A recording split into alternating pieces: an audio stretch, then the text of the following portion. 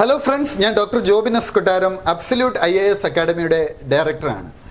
മലയാളത്തിൽ മുഴുവൻ മെയിൻ പരീക്ഷയും എഴുതി ഇന്റർവ്യൂവിനെ നേരിട്ട് നിങ്ങൾക്കും ഒരു IAS IPS ഓഫീസറായി മാറുവാൻ സാധിക്കും. കഴിഞ്ഞ വർഷം അബ്സല്യൂട്ട് IAS അക്കാഡമിയിലെ വിദ്യാർത്ഥിനിയായിരുന്ന ഷെറിൻ ഷഹാന മലയാളത്തിൽ മുഴുവൻ മെയിൻ പരീക്ഷയും എഴുതി മലയാളത്തിൽ ഇന്റർവ്യൂവിനെ നേരിട്ട് സിവിൽ സർവീസിൽ എത്തുകയുണ്ടായി. വീൽ ചെയറിൽ നിന്ന് ഇന്ത്യൻ സിവിൽ സർവീസിലെത്തിയ ഷെറിൻ ഷഹാനയുടെ വിജയം ദേശീയ അന്തർദേശീയ മാധ്യമങ്ങളിലൊക്കെ വലിയ വാർത്തയായിരുന്നു. 1962 മുതൽ തന്നെ മലയാളത്തിൽ സിവിൽ സർവീസ് എഴുതാനുള്ള സൗകര്യം ലഭ്യമാണ്. മലയാളത്തിൽ മാത്രമല്ല, തമിഴും തെലുങ്കും കന്നഡവും അടക്കം ഇന്ത്യയിലെ 22 പ്രാദേശിക ഭാഷകളിൽ സിവിൽ സർവീസ് എഴുതാം എന്നുള്ളത് ഭരണഘടന നമുക്ക് ഉറപ്പു തരുന്ന ഒരു കാര്യമാണ്. ഒപ്പം ഇന്റർവ്യൂ മലയാളത്തിൽ നമുക്ക് എടുക്കാം. ഇന്റർവ്യൂ മലയാളത്തിൽ എടുക്കുമ്പോൾ UPSC തന്നെ, യൂണിയൻ പബ്ലിക് സർവീസ് കമ്മീഷൻ തന്നെ ഒരു ട്രാൻസ്ലേറ്ററെ നമുക്ക് വെച്ചു തരും. അപ്പോൾ മലയാളത്തിൽ എഴുതുന്നതുകൊണ്ട് മാർക്ക് കുറയുമോ? അങ്ങനെ ഒരു പ്രശ്നമേ ഇല്ല. ഞാനിത് പലവട്ടം UPSC മെമ്പേഴ്സ് അടക്കമുള്ള ആളുകളോട് ചോദിച്ചിട്ടുണ്ട്. അവരൊക്കെ പറഞ്ഞ ഒരു കാര്യം, ഇത് ഭരണഘടന നൽകുന്ന ഒരു വാഗ്ദാനമാണ്. അതുകൊണ്ട് തന്നെ നിങ്ങൾ എഴുതുന്ന ഭാഷയല്ല പ്രധാനം, നിങ്ങളുടെ കണ്ടന്റാണ് പ്രധാനം. ഗാന്ധിജി പറഞ്ഞിട്ടുള്ള ഒരു കാര്യം, ഒരുവൻ മാതൃഭാഷയിൽ ചിന്തിക്കുമ്പോൾ, മാതൃഭാഷയിൽ പഠിക്കുമ്പോൾ മറ്റൊരു ഭാഷയിൽ പഠിക്കുന്നതിൻ്റെ 1/6 പ്രയത്നം മാത്രം എടുത്താൽ മതി എന്നാണ്. അതുകൊണ്ടാണ് ജർമ്മനി, സൗത്ത് കൊറിയ, ജപ്പാൻ തുടങ്ങിയ മുൻനിരയിലുള്ള രാജ്യങ്ങൾ, റഷ്യ, ചൈന, ഇവിടെയൊക്കെ മാതൃഭാഷയിലെ പഠനം പ്രോത്സാഹിപ്പിക്കുന്നത്. ഒപ്പം പുതിയ നാഷണൽ എഡ്യൂക്കേഷൻ പോളിസി വരുന്നു. അതും പ്രാദേശിക ഭാഷകളിലുള്ള പഠനത്തെ, മാതൃഭാഷയിലുള്ള പഠനത്തെ പ്രോത്സാഹിപ്പിക്കുകയാണ്.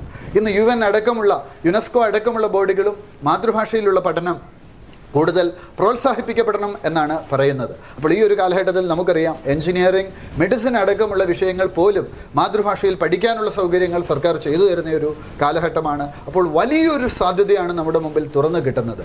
നമുക്ക് മാതൃഭാഷയിൽ പഠിക്കാനുള്ള മുഴുവൻ പുസ്തകങ്ങളും അബ്സല്യൂട്ട് പബ്ലിക്കേഷൻസ് പുറത്തിറക്കിയിട്ടുണ്ട്. ഏറ്റവും പുതിയ പുസ്തകം, ഇന്ത്യൻ സൊസൈറ്റി വരെയുള്ള, ഇന്ത്യൻ ഭരണഘടന, ചരിത്ര പുസ്തകങ്ങൾ, എല്ലാ സിവിൽ സർവീസ് സിലബസ് മുഴുവൻ കംപ്ലീറ്റ് ചെയ്യുന്ന പുസ്തകങ്ങൾ നമുക്ക് മലയാളത്തിൽ ലഭ്യമാണ്. അബ്സല്യൂട്ട് IAS അക്കാഡമിയുടെ തിരുവനന്തപുരം, കൊച്ചി, കോഴിക്കോട് സെന്ററുകളിൽ നിങ്ങൾക്ക് ഓഫ്ലൈനായും ഒപ്പം ഓൺലൈനായും നിങ്ങൾക്ക് സിവിൽ സർവീസ് പരിശീലനം തുടരാവുന്നതാണ്. കേരളത്തിലെ ആദ്യത്തെ ബൈലിംഗൽ IAS അക്കാഡമിയാണ് അബ്സല്യൂട്ട് IAS അക്കാഡമി. നിങ്ങൾക്ക് മലയാളത്തിലോ ഇംഗ്ലീഷിലോ പരിശീലനം തേടാം. ഇനി നിങ്ങൾക്ക് ഇംഗ്ലീഷിൽ എഴുതി മലയാളത്തിൽ ഇൻ്റർവ്യൂ എടുക്കണമെങ്കിൽ അതിനുള്ള ഫെസിലിറ്റിയും ലഭ്യമാണ്. പകുതി പരീക്ഷ മലയാളത്തിൽ എഴുതി, ഇപ്പോൾ ഒരു ഉദാഹരണം പറഞ്ഞാൽ GSൻ്റെ 4 പേപ്പറുകൾ മലയാളത്തിൽ എഴുതി ഓപ്ഷണൽ പേപ്പർ മാത്രം ഇംഗ്ലീഷിൽ എഴുതണമെങ്കിൽ അങ്ങനെയും സംവിധാനം UPSC നമുക്ക് ലഭ്യമാക്കി തരുന്നുണ്ട്. അതായത് ഒരുപാട് ഫ്ലെക്സിബിലിറ്റി ഉണ്ട്.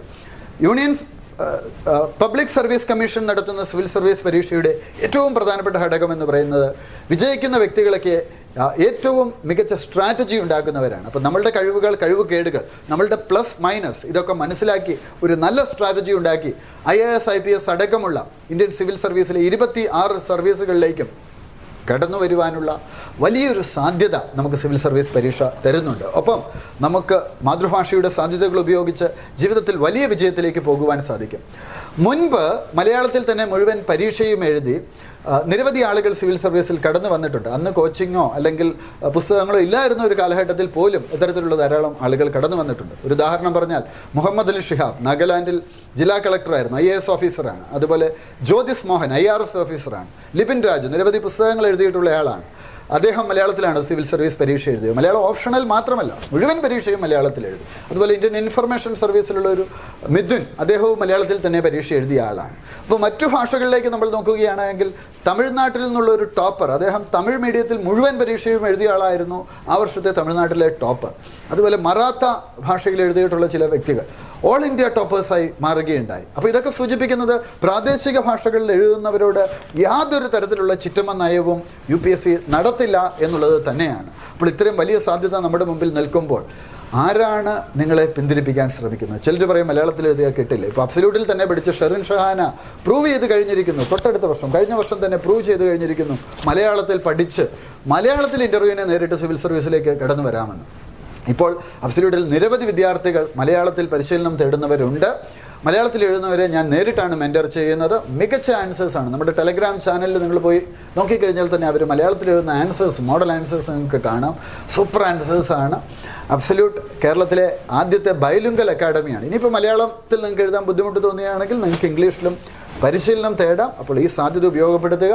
മലയാളം എന്ന് പറഞ്ഞാൽ പദാനുപത തർജ്ജമ അല്ല നോക്കുന്നത്. ഇപ്പോൾ ഒരു ഉദാഹരണം പറഞ്ഞാൽ സ്വിച്ചിന് സ്വിച്ച് എന്ന് എഴുതിയാൽ മതി, സീരിയലിന് എഴുതിയാൽ മതി. അല്ലാതെ പദാനുപത തർജ്ജമ ആവശ്യമില്ല. GDP ഗ്രോസ് ഡൊമസ്റ്റിക് പ്രൊഡക്റ്റ് എന്നുള്ളത് മലയാള ലിപിയിൽ എഴുതിയാൽ മതി, അല്ലാതെ തത്തുല്യ തർജ്ജമ തപ്പിയെടുക്കേണ്ട കാര്യമൊന്നുമില്ല.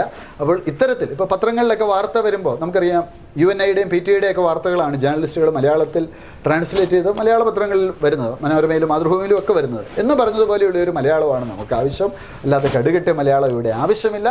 2 UPSCയുടെ പേപ്പറിൽ നമുക്ക് 1.5 പേജ് അല്ലെ 2 പേജ് 3 പേജ് എഴുതാനേ പറ്റത്തുള്ളൂ. 4 സൈഡിലും മാർജിനുണ്ട്. അപ്പോൾ കുറച്ച് മാത്രം എഴുതിയാൽ മതി. ബുള്ളറ്റ് പോയിന്റ്സ് ആയിട്ടൊക്കെ നമുക്ക് GS എഴുതാൻ സാധിക്കും. അപ്പോൾ മലയാളത്തിൽ എഴുതുന്നവർക്ക് ഓപ്ഷണൽ സബ്ജക്റ്റായി മലയാളം ലിറ്ററേച്ചർ എടുക്കാം. കഴിഞ്ഞ 5 വർഷത്തിനിടയിൽ ഓപ്ഷണൽ സബ്ജക്റ്റിന് ഏറ്റവും കൂടുതൽ മാർക്ക് വാങ്ങിയത് എൻ്റെ വിദ്യാർത്ഥിനിയായ AB ശില്പ IPS ആണ്. 314 മാർക്ക് നേടുകയുണ്ടായി. ഇത്തവണ ഒറീസയിലെ റിപ്പബ്ലിക് ദിന പരേഡൊക്കെ നയിച്ചത് IPS ഉദ്യോഗസ്ഥയായ AB ശില്പയാണ്. അപ്പോൾ ഈ സാധ്യതകളൊക്കെ നിങ്ങൾ ഉപയോഗപ്പെടുത്തുക. മാതൃഭാഷയുടെ സാധ്യത ഉപയോഗപ്പെടുത്തി നിങ്ങളുടെ IAS IPS സ്വപ്നം സ്വന്തമാക്കുക. അബ്സല്യൂട്ടിൽ നമ്മളുടെ സെൻറ്ററുകളിൽ 24 മണിക്കൂറും പ്രവർത്തിക്കുന്ന റീഡിംഗ് റൂം തിരുവനന്തപുരത്തുണ്ട്. രാത്രിയും പകലും വരുന്ന നമുക്ക് പഠിക്കാം. ഒപ്പം സ്മാർട്ട് ക്ലാസ് റൂംസ് ഉണ്ട്. നിങ്ങൾക്ക് IAS ഇൻ്റർവ്യൂ വരെ എത്തിയ UPSC ഇൻ്റർവ്യൂ വരെ എത്തിയ മെൻറ്റേഴ്സ് 1-on-1 മെൻറ്ററിങ് തരുന്നു. മെയിൻസ് ആൻസർ റൈറ്റിംഗ് ഉണ്ട്, പ്രിലിം ടെസ്റ്റ് സീരീസ് ഉണ്ട്, മെയിൻസ് ടെസ്റ്റ് സീരീസ് ഉണ്ട്, weekly current affairs test series ഉണ്ട്. ഇത് കൂടാതെ നിങ്ങളുടെ പോരായ്മകൾ കൃത്യമായിട്ട് നിങ്ങൾക്ക് പറഞ്ഞു തരുന്നു. നിരവധി സിവിൽ സർവീസ് ഉദ്യോഗസ്ഥർ, മുൻ സിവിൽ സർവീസ് ഉദ്യോഗസ്ഥരും ഒപ്പം റീസെൻ്റ്ലി സർവീസ് കിട്ടി ഇനി ജോയിൻ ചെയ്യാൻ പോകുന്ന ഉദ്യോഗസ്ഥരും അബ്സല്യൂട്ട് IAS അക്കാഡമിയിൽ ക്ലാസ് എടുക്കുന്നുണ്ട്. ഒപ്പം ഡിഗ്രി വിത്ത് സിവിൽ സർവീസ് പ്രോഗ്രാമും അബ്സല്യൂട്ടിൽ ലഭ്യമാണ്. അവിടെയും നിങ്ങൾക്ക് ഇതേ സാധ്യത ഉപയോഗപ്പെടുത്താം. നിങ്ങൾക്ക് എല്ലാവിധ വിജയാശംസകളും നേരുന്നു. അബ്സല്യൂട്ട് IAS അക്കാഡമിയിലേക്ക് നിങ്ങളെ സ്വാഗതം ചെയ്യുന്നു. ഒപ്പം ഭിന്നശേഷിക്കാരായിട്ടുള്ള വിദ്യാർത്ഥികൾക്ക് അബ്സല്യൂട്ടിൽ ചിത്രശലഭം എന്നുള്ളൊരു പദ്ധതിയുണ്ട്. 100ഓളം വിദ്യാർത്ഥികൾ 5 സംസ്ഥാനങ്ങളിൽ നിന്ന് ഇപ്പോൾ പഠിക്കുന്നുണ്ട്. അവർക്ക് ഒരു ടെസ്റ്റിൻ്റെ അടിസ്ഥാനത്തിൽ, ഇൻ്റർവ്യൂവിൻ്റെ അടിസ്ഥാനത്തിൽ സൗജന്യ പരിശീലനത്തിനുള്ള സൗകര്യവും ലഭ്യമാണ്. നിങ്ങൾക്ക് എല്ലാവിധ വിജയാശംസകളും.